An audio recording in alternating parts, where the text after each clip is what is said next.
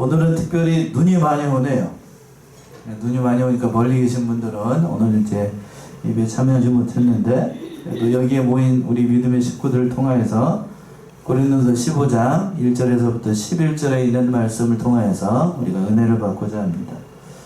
고린도전서 15장은 별명이 붙어 있는 장이지요. 일명 뭐라고 부르지요? 부활장이라고 부르는 말씀이에요. 그런데 이제 오늘 15장 1절에서부터 11절에 있는 말씀은 10절에서 사도 바울이 그랬어요. 그러나 나의 나 된 것은 누구의 은혜로 된 것이라? 하나님의 은혜로 된 것이라. 부활장을 먼저 얘기하기 전에 사도 바울이 지금 내가 이 자리에 설 수 있었던 건 바로 하나님의 은혜로 된 것이다, 먼저 그 얘기를 하고 있는 겁니다. 그래서 오늘 말씀의 제목, 이 말씀 의지해서 나의 나 된 것은 하나님의 은혜라 라는 말씀의 제목으로 은혜 나누도록 하겠습니다.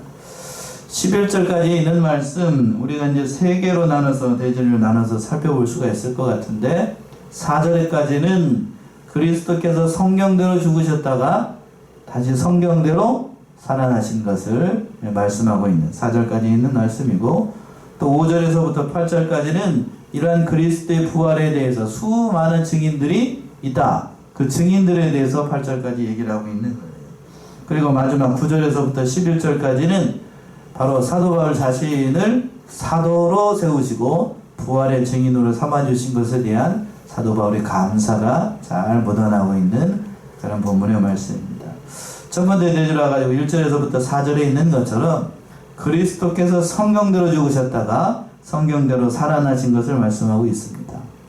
1절 먼저 보시면은요, 형제들아 내가 너희에게 전한 복음을 너희로 알게 하노니 이는 너희가 받은 것이요 또 그 가운데 선 것이라. 먼저 사도 바울 1절 시작을 할 때 이렇게 하고 있죠. 내가 너희에게 전한 복음을 너희로 알게 하노니. 이 본문의 말씀 15장은 바로 기독교의 핵심적인 교리라고 알 수 있는 뭐에 대해서 증거하는 장이냐면, 서두에서 언급한 것처럼 바로 예수님의 부활에 대해서 증거하고 있는 말씀입니다. 그래서 따라서 이제 고린도전서 13장은 뭐에 대해서 얘기를 했냐면 사랑에 대해서 얘기를 했죠. 그래서 무슨 장이라고 얘기를 하고? 사랑장이라고 별명이 붙어 있고, 오늘 본문의 말씀 15장, 고린도전서 15장은 58절까지 있는 제법 긴 장인데 뭐에 대해서 증거를 해냈냐면 부활에 대해서 증거를 했으니까 부활장이라고 하는 그런 별명이 붙어 있는 장입니다.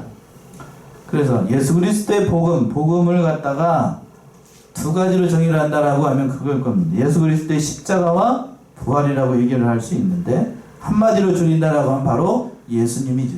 예수 그리스도. 그거에 대해서 지금 얘기를 하고 있는데, 그 전한 복음이라는 것은, 내가 너희에게 전한 복음이라는 것은 바로 예수 그리스도. 예수 그리스도 너희가 알고 있다는 얘기예요. 그래서 하반절에서 이렇게 얘기를 하고 있지요. 이는 너희가 받은 바여 또 그 가운데 선 것이라. 바로 예수 그리스도의 그 복음, 내가 전한 그 복음이 바로 예수 그리스도이고, 또 좀 더 세밀하게 얘기하면 예수 그리스도께서 십자가에 죽으신 것과 부활에 대해서 증거를 했는데, 너희가 그 복음을 받았으니까 그 믿음 가운데 서 있는 것이다. 사도 바울이 이렇게 얘기를 하고 있는 거예요. 그래서 그 복음의 말씀을 믿는다라고 하면 너희가 구원을 얻게 될 것이다. 그 말씀 2절의 말씀이죠. 2절 보시면 너희가 만일 나의 전한 그 말을 굳게 지키고 헛되이 믿지 아니하면 이로 말미암아 뭐를 얻으리라? 구원을 얻으리라. 이렇게 얘기하고 있어요. 그러니까 너희가 만일 나의 전한 그 말을 굳게 지키고, 그래서 내가 너희에게 나의 전한 그 말이라고 하는 것은 1절에서 얘기하고 있는 내가 너희에게 전한 그 복음을 얘기하는 거죠. 그걸 여기서 이렇게 단일 표현을 한 겁니다. 그러니까 예수 그리스도의 부활, 십자가의 부활을 믿는다라고 하면 그 모든 말씀을 통해서 믿는 자들은 구원을 얻게 된다는 얘기예요. 그래서 그랬죠. 하반절에서 그렇게 얘기를 했잖아요. 굳게 지키고 헛되이 믿지 아니하면 구원을 얻게 될 것이다. 그러니까 예수 그리스도의 부활하심을 굳게 믿고 예수 그리스도의 부활하심을 또 헛되이 믿지 아니하면 그것으로 말미암아 너희가 구원을 얻게 된다는 얘기예요. 이 말씀이 즉슨 그런 얘기인 겁니다. 고린도 교인들 가운데에 예수 그리스도의 부활하심, 그리고 그 예수 그리스도께서 부활하심을 믿는 자들이 부활한다는 사실을 믿지 않는 사람들이 있었다는 얘기겠지요. 그러니까 이 말을 하고 있는 겁니다. 이 말씀을 통해서 우리는 바로 고린도 교회에 여러 가지 문제가 있었는데 바로 이 교리적인 문제도 역시 있었다는 사실을 우리가 알 수 있었던 거예요. 그러니까 예수 그리스도의 부활, 여기 앉아 계신 분들은 예수님의 부활을 확실히 믿지요? 예. 그리고 그 예수 그리스도의 부활을 믿는 우리도 같이 부활할 걸 믿지요? 그래요. 그게 복음의 핵심이에요. 복음의 핵심. 그걸 믿지 않으면 이제까지 믿음 생활했던 모든 것이 다 물거품이 됩니다. 흔들려서는 안 돼요.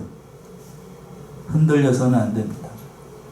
기독교 여러 가지 핵심적인 교리들이 많이 있는데 결코 양보할 수 없는 진리 가운데 하나가 오늘 본문의 말씀에 등장하고 있는 예수 그리스도의 십자가의 대속과 그리고 장사되었다가 죽으신 것, 그것에 대해서 오늘 본문의 말씀에 또 얘기를 하고 있어요. 그 말씀이 3절과 4절에 나와 있는데 굉장히 중요한 말씀이에요. 여기다는 제가 만약에 시험 문제를 낸다라고 하면 여기에 별표를 5개를 해야 돼요. 5개. 자, 봅시다. 성경대로 죽으셨다가 성경대로 부활했다는 것을 사도 바울이 증거를 하기 위해서 3절과 4절을 들고 있는데 3절 보시면 이렇게 되어 있죠. 내가 받은 것을 먼저 너에게 전하였노니 이는 성경대로 그리스도께서 우리 죄를 위하여 어떻게 하셨고 죽으셨고, 내가 받은 것을 먼저 너에게 전했다라고 했는데 먼저 받았다라는 것은 앞에서 이미 얘기한 그 복음을 너에게 그대로 전하였다는 거예요. 그 전한 복음이 뭔가? 그 전한 복음이 뭔가? 그 뒤에 하반절에 있는 것처럼 성경대로 그리스도께서 우리 죄를 위하여 죽으셨다는 것을 먼저 너에게 전했다는 얘기입니다. 복음의 핵심이에요. 지금 사도 바울이 얘기하고 있는 거. 대속의 교리예요. 대속의 교리. 예수 그리스도께서 우리의 죄를 위하여 죽으셨다. 죽으시고 그 모든 죄를, 이것을 믿는 자들은 반드시 구원 얻는다는 그런 의미도 담겨 있어요. 예수 그리스도의 십자가의 대속적 죽으심, 이것은 구원에 있어서 핵심적인 교리인데 이것은 성경에 이미 다 여러 군데에 나와 있습니다. 여러 군데에 약속되어 있는데 이미 다 예언되어 있었는데, 자, 한 군데만 찾아보죠. 굉장히 유명한 성경 구절이죠. 이사야 53장 5절과 6절. 암기하신 분들도 있을 거예요. 이사야 53장 5절과 6절. 그가 찔림은 우리의 허물 때문이요 그가 상함은 우리의 죄악 때문이라. 그가 징계를 받으면 우리는 평화를 누리고 그가 채찍에 맞음으로 우리는 나음을 받았도다. 우리는 다 양 같아서 그를 행하여 각기 제가 길로 갔거늘 여호와께서는 우리 모두의 죄악을 그에게 담당하시리로다. 예, 만고불변의 진리의 말씀인데 개정판 번역은 그렇게 되어 있고 개역 성경은 이렇게 되어 있습니다. 그가 찔림은 우리의 뭐 때문이요? 허물 때문이요. 그가 상함은 우리의 뭐 때문이고? 죄악 때문이고. 그가 징계를 받음으로 우리가 뭐를 누리고? 평화를 누리고. 그가 채찍에 맞음으로 우리가 뭐를 입어요? 나음을 입었도다. 그리고 또 우리는 다 양 같아서 그릇 행하여 각기 제각길로 갔거늘 여호와께서는 우리 무리의 죄악을 누구에게 담당했어요? 그에게 담당해. 여기서 그는 누구를 상징할까요? 예수 그리스도를 상징을 해요. 우리는 바로 그냥 예수 그리스도 그러는데 앞에 엄밀한 의미에서 예수 빼고 그리스도라고 얘기합니다. 그 그리스도가 누구냐면 바로 예수예요. 그 그리스도가 바로 예수입니다. 그걸 얘기를 하고 있는 거예요. 그 예언의 말씀대로 예수님께서 오셔가지고 이 모든 대속의 은혜를 베풀어 주신 거예요. 그래서 4절에서는 또 이렇게 표현을 하고 있죠. 4절도 굉장히 중요해요. 4절 보시면 장사 지낸 바 되었다가 성경대로 며칠 만에 다시 살아났어요? 사흘 만에 다시 살아났습니다. 저 위에 3절에서는 성경대로 그리스도께서 우리 죄를 위하여 죽으셨다는 것, 대속적 죽음을 얘기를 하는 거고, 두 번째는 장사 지낸 바 되었습니다. 장사 지낸 바 됐습니다. 예수님은 실제로 죽으셨어요. 이거 역사적인 사실입니다. 믿으시나요? 예.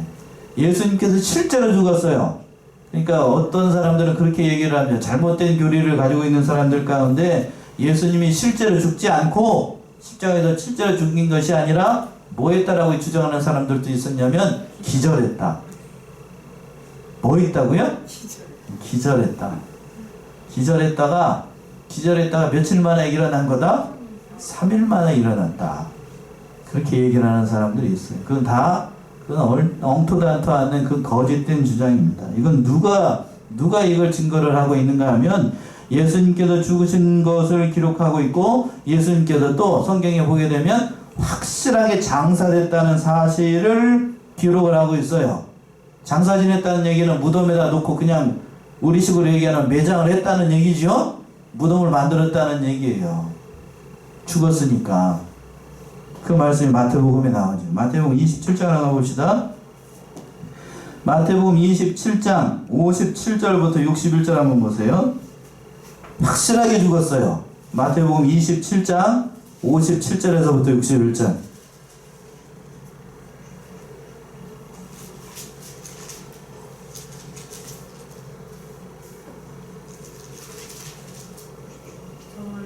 저물었을 때에 아리마대 부자 요셉이라는 사람이 왔으니 그는 예수의 제자라.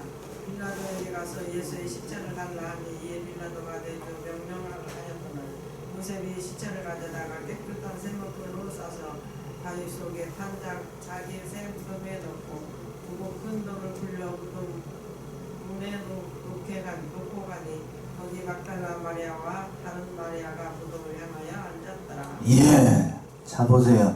확실하게 예수님이 죽었다는 것을 여기서 증거하고 있는 건데 다시 한번 봅시다. 개역성경 번역에 이렇게 되어 있어요.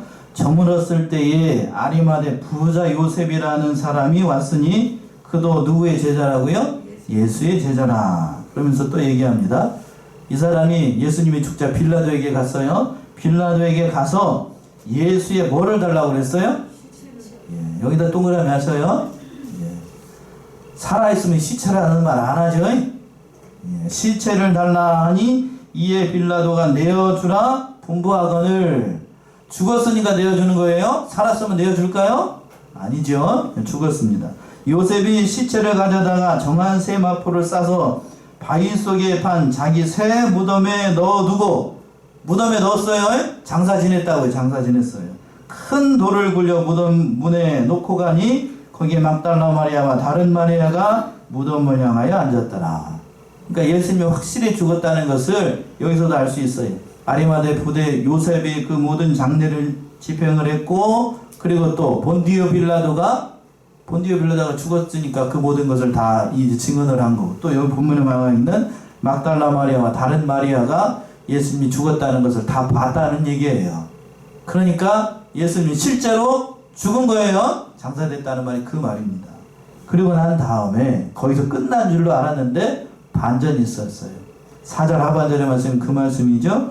성경들은 며칠 만에 살아났어요? 사흘 만에 살아났습니다. 사흘 만에. 예수님의 부활은 죽은 다음에 사흘이 지나고 난 다음에 세 번째 날에 그 부활하신 거예요. 부활했습니다. 이 말씀도 다 여러 군데 나타나 있습니다만, 성경에 예언되어 있습니다만, 자, 시편 16편을 한번 가보세요. 죽었다가 살아날 것을 예언을 했습니다. 시편 16편 10절에서부터 11절. 시편 16편 10절에서부터 11절. 이는 내 영혼을 음부에 버리지 아니하시며 주의 거룩한 자로 썩지 않게 하실 것이니이다. 주께서 생명의 길로 내게 보이시니 주의 앞에는 기쁨이 충만하고 주의 우편에는 영원한 즐거움이 있나이다. 예, 10절에서 그랬죠. 이는 내 영혼을 어디에 버리지 아니하고 음부에 버리지 아니하며, 거기다 동그라미 있어요. 음부에 버리지 아니하며 주의 거룩한 자로 어떻게 하지 않게 하실 것이라? 썩지 않게 하실 것이라. 그러니까 시체가 썩듯이 예수님께서 죽으셔가지고 음부가 영혼에 내려가고, 영혼이 음부에 내려가고, 그리고 또 육체가 썩어가지고 그렇게 되는 것이 아니라 살아나서 생명의 길로 보이시는 11절에서 그랬죠. 그리고 그 모든 우편에 앉아가지고 영원한 즐거움을 얻게 될 그러한 부활을 맛보게 될 것을 예언한 말. 이 말씀대로 예수님은 살아나셨고 그 모든 것들을 다 이루셨던 거예요. 여기에는 기록되어 있지 않지만 성경대로 예수님께서 예수 그리스도께서 오셔가지고 동정녀 마리아의 몸을 빌어서 태어나게 하셨고 우리의 죄를 위해서 성경대로 십자가에 죽으시고 장사 지낸 바 되었다가 사흘 만에 살아나셨습니다. 다 성경대로 다 이루어진 거예요. 그러니까 사람의 생각으로는 죽은 사람이 어떻게 살아날 수 있느냐라고 얘기할 수 있지만 그러나 하나님의 능력으로는 못하는 게 없죠. 그걸 증거를 하고 있는 겁니다. 그러니까 우리의 부활도 예수를 믿는 자들은 부활의 첫 열매가 뒤에 가서 나오게 되는데 예수를 믿는 자들은 다 예수님이 부활하는 것처럼 다 일어나게 되는 겁니다. 그러니까 이걸 증거를 하고 있는 거예요. 이 예수 그리스도의 부활을 증거하는 사람들이 많다는 얘기예요. 그 말씀이 오늘 본문 말씀 두 번째 대지에서 5절에서부터 8절에 있는 그 수많은 사람들을 얘기를 하고 있는 겁니다. 자, 5절부터 보시게 되면 게바에게 보이시고 후에 12 제자에게와 그 후에 500여 형제에게 일시에 보이셨나니 그 중에 지금까지 태반이나 살아있고 어떤 이는 잠들었으며 그 후에 야고보에게 보이셨으며 그 후에 모든 사도에게와 맨 나중에 만삭되지 못하여 난 자 같은 내게도 보이셨느니라. 5절부터 8절까지는 복음의 핵심이라고 얘기할 수 있는 예수 그리스도의 부활을 직접 목격한 그 사람들을 얘기를 한 겁니다. 그래서 여기서 보게 되면 5절 먼저 누구에게 보이셨다라고 되어 있어요? 게바에게 보이셨고 라고 얘기를 했는데, 자, 엄밀한 의미에서 따지게 되면 예수님의 부활을 최초로 목격한 사람은 게바가 아니고 누구죠? 여자 가운데 앞에서 한번 나왔어요. 무슨 마리아? 막달라 마리아죠. 막달라 마리아. 여기서 등장하고 있는 이 사람들은 순서상으로 이게 다 맞는 게 아니에요. 여기서 빠진 사람들도 있어요. 빠진 사람들도 있는데 사도 바울이 그걸 몰라서 기록한 게 아니고, 그러니까 예수님이 공식적으로 보게 되면 부활하신 성경 기록상으로 예수님의 부활을 목격한, 예수님의 부활을 보여주신 것이 12번입니다. 12번. 네, 본문의 말씀에 나와 있는 것은 거기 중에서 일부분이 기록되어 있는 거예요. 그러니까 이 많은 증인들을 얘기를 하고 있는 것은 예수 그리스도께서는 실제로 부활을 했다. 그리고 부활을 목격한 사람들이 이렇게 많다라고 하는 얘기입니다.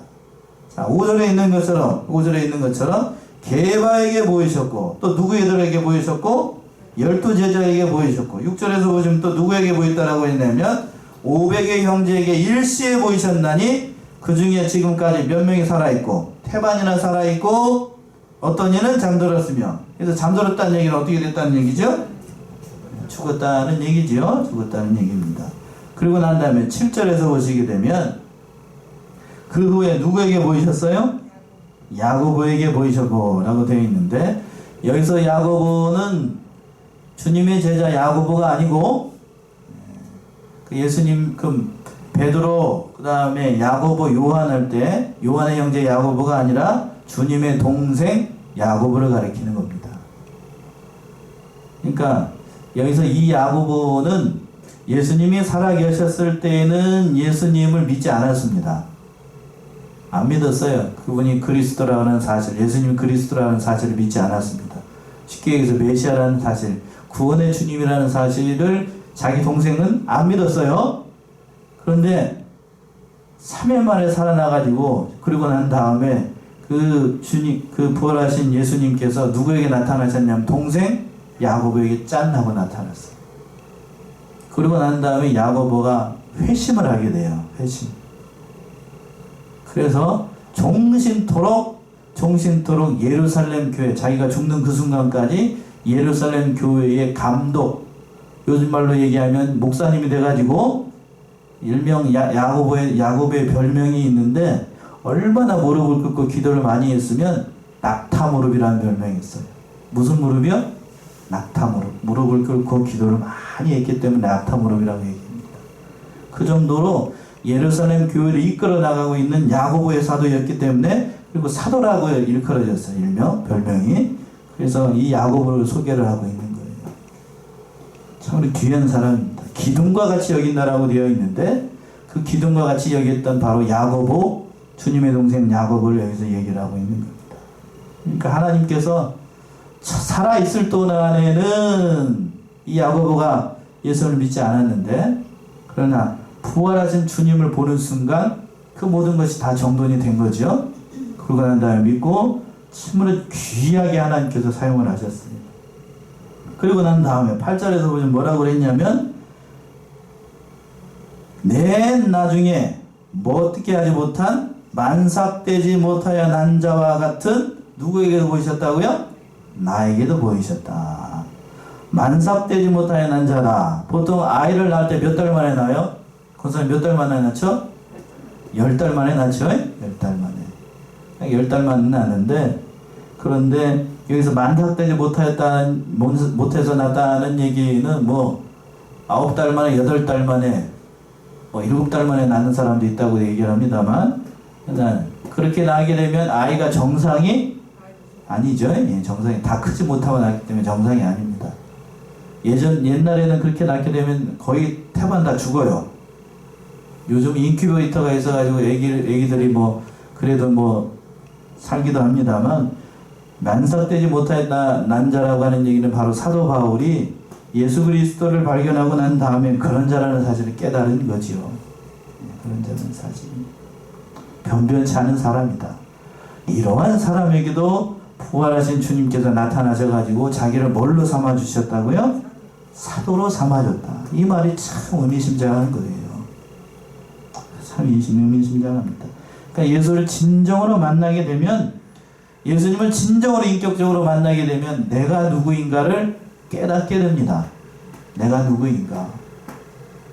내가 누구인가를 깨닫게 돼요. 그러니까 점점 예수를 발견하니까 나는 난삭되지 못하여 난 자다 라고 얘기를 하는 겁니다.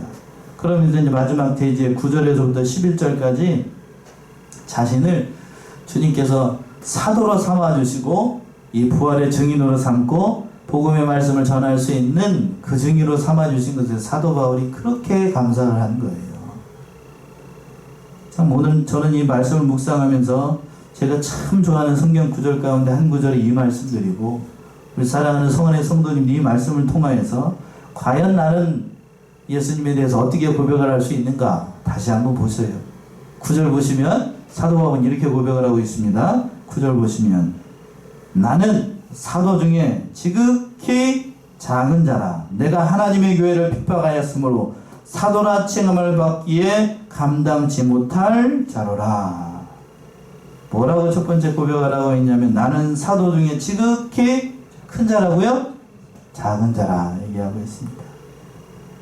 그러나 우리 인간적인 관점으로 보게 되면 사도 바울만큼 주와 복음을 위해서 충성한 사람 없어요. 그렇죠? 진짜로 수고 많이 했더라고요. 그런데도 자기는, 사도 바울은 뭐라고 얘기를 하냐면 자기는 사도 중에서 지극히 작은 자라고 얘기를 하는 거예요. 그러니까 예수를 알아가면 알아갈수록, 또 예수를 깨달으면 깨달아갈수록, 또 예수 그리스도 형상을 닮아 나아가면 닮아 나아갈수록 자기 자신 예수님 앞에서 봤을 때 지극히 작은 자에 불과하다. 이걸 깨달아가는 거죠. 그러면서 또 뭐라고 얘기를 했냐면, 그 하반절에 있는 것처럼 내가 하나님의 교회를 핍박하였으므로 뭐라고 불리기에 감당치 못할 것이다. 사도라 칭함을 받기에 감당치 못할 자로다. 예수님을 만나고 나니까 자기가 어떠한 사람인지를 깨달아가는 거죠. 전에 교회를 핍박하고 회방하고 또 여러 가지로 주를 믿는 사람들을 박해했던 그 모든 것들을 깨닫고, 참으로 나는 사도라고 불릴 자격이 없다. 참으로 겸손해졌어요. 예수를 발견하게 되면 이런 고백이 나오는 겁니다. 그러니까 감히 사도라고 불릴 자라고 되지 못하는 사람을 하나님께서 강권적으로 또 주권적으로 은혜를 베풀으셔서 이방인의 사도로 삼아주신 것에 대해서 말로 표현할 수 없는 깊은 감사를 드린 거예요. 얼마나 감사해요. 사도 바울이 깨달았던 것. 이처럼 그리스도를 발견하게 되면 겸손해지지 않으려고 해도 겸손해지는 겁니다. 사도 바울이 그래서 여기서는 이렇게 사도 중에 지극히 작은 자라고 얘기를 했는데 디모데전서로 가게 되면 뭐라고 얘기까지 하냐면 디모데전서 1장 15절이죠. 디모데전서 1장 15절.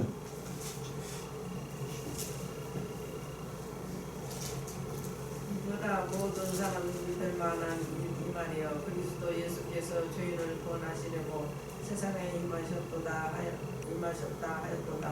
죄인 중에 내가 괴수니라. 예. 자, 디모데전서 1장 15절 보시면 사도 바울의 믿음의 고백, 참 기가 막힌 고백이에요. 이 말씀도 잘 보세요. 그냥 글자만 읽지 말고 믿보다 모든 사람이 받을 만한 이 말이요 그리스도 예수께서 죄인을 구원하시려고 세상에 임하셨다 하였도다. 죄인 중에 내가 뭐로다? 괴수로다. 이걸 뒤집어서 뒤에 거부터 한번 봅시다.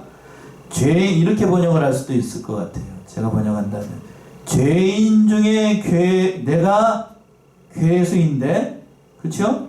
뒤에 거부터 보게 되면 그 사람을 그리스도 예수께서 구원하시려고 세상에 임하셨도다. 그것이 믿보다 모든 사람이 받을 만한 이 말이라는 얘기예요. 이해가 되십니까? 죄인 중에 괴수와 같은 나를 구원하시기 위해서 누가 오셨다고요? 그리스도 예수님께서 오셨다. 그러니까 나 같은 사람도 이 말에 뒤집어서 생각하면 그거예요.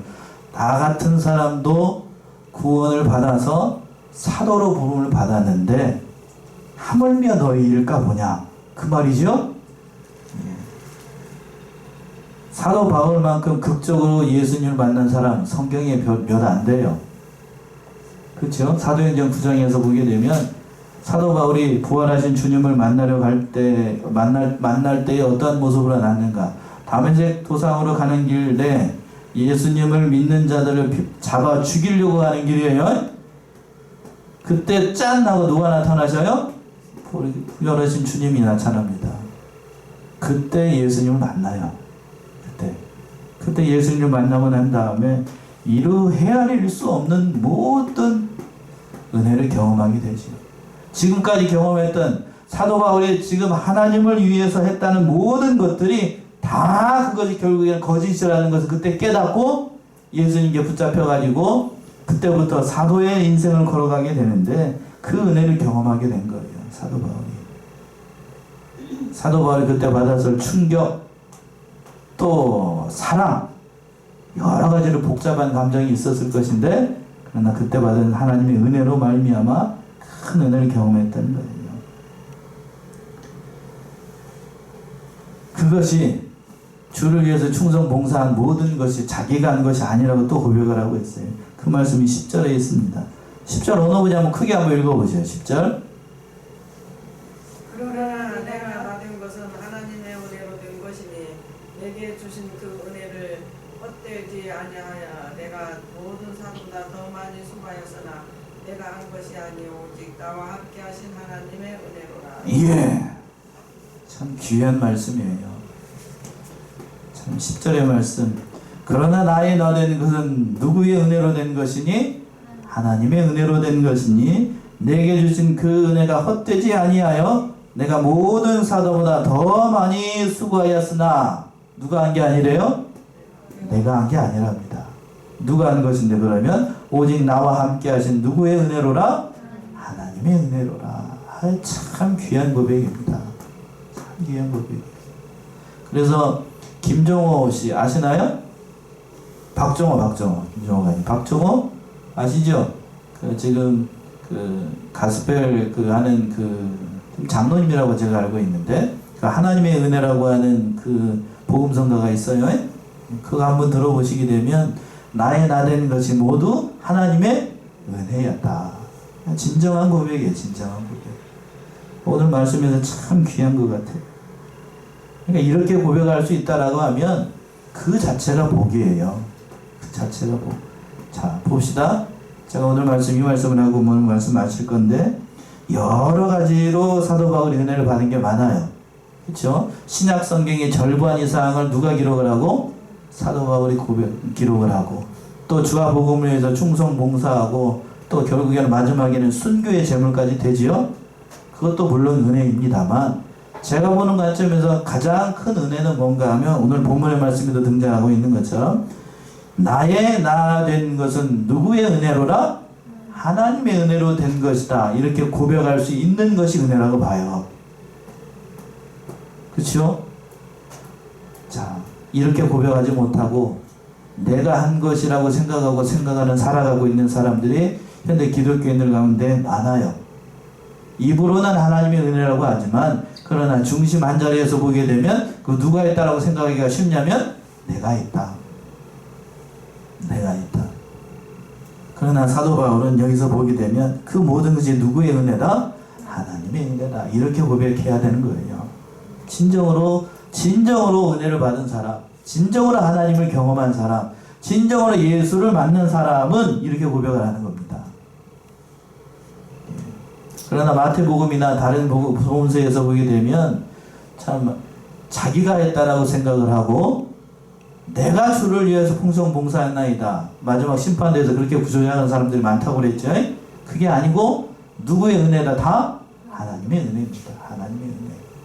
저도 마찬가지고 저도 이 자리에 서 있는 게 다 하나님의 은혜로 된 줄로 알아요. 이것이 참으로 진실된 고백이고 참으로 귀한 은혜입니다. 마지막으로 11절 보고 마음 맞추겠습니다. 11절 보시면 그러므로 내나 저희나 이같이 전파하며 너희도 이같이 믿었느니라. 그러니까 너희들 내가 전한 복음이나 또 베드로가 전한 복음이나 또는 아볼로가 전한 복음이나 그 후에 다른 사도들이 전한 복음을 똑같이 너희가 믿고 그 모든 말씀을 통하여서 그 믿음의 길을 걸어갔다. 그러므로 그 믿음 가운데 서서 그 믿음의 길을 걸어 나가라.